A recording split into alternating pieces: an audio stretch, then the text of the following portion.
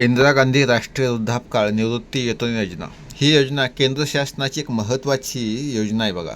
यामध्ये सामाजिक सुरक्षा हा मुख्य उद्देश आहे. आणि या योजनेमध्ये जे काही BPL खाली म्हणजे दारिद्र्य रेषेखाली जे ज्येष्ठ नागरिक आहेत त्यांना दरमहा आर्थिक सहाय्य या ठिकाणी शासनाकडून दिलं जातं.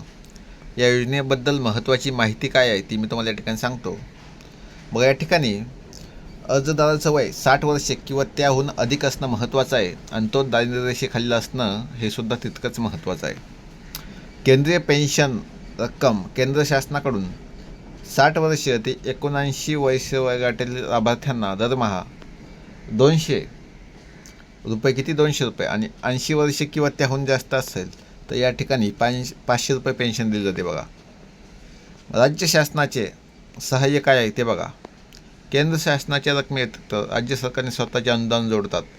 ते कसं, 65 वर्षावर जे काही ज्येष्ठ नागरिक आहेत त्यांना दरमहा 1500 रुपये पेन्शन दिली जाते.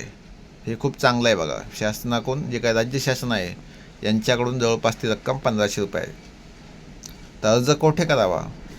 या योजनेसाठी जर लाभ घ्यायचा असेल तर सगळ्यात महत्त्वाचं तलाठी कार्यालय किंवा ग्रामपंचायत कार्यालयामध्ये तुम्ही अर्ज करू शकता. आणि शहरी भागातही तहसील कार्यालयामध्ये जाऊन सेतूमध्ये तुम्ही केंद्र जे काही सेतू केंद्र आहे त्या ठिकाणी सुद्धा तुम्ही काय करू शकता, या ठिकाणी अर्ज करू शकता.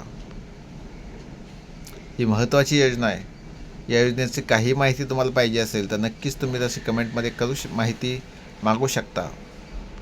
आणि इतरही योजनेविषयी तुम्हाला जर माहिती पाहिजे असेल त्या हिशोबानं तुम्ही या ठिकाणी कमेंट करा. नक्कीच आपण माहिती द्यायचा प्रयत्न करू. आणि या योजनेचा लाभ आपला जो व्हिडिओ बघतायत त्यांनी नक्कीच घ्या. पण आपल्या आसपास जर कोणी वृद्ध नागरिक असतील ज्यांना खरंच आर्थिक मदतीची आवश्यकता आहे त्यांच्यापर्यंत ही माहिती पोहोचवा.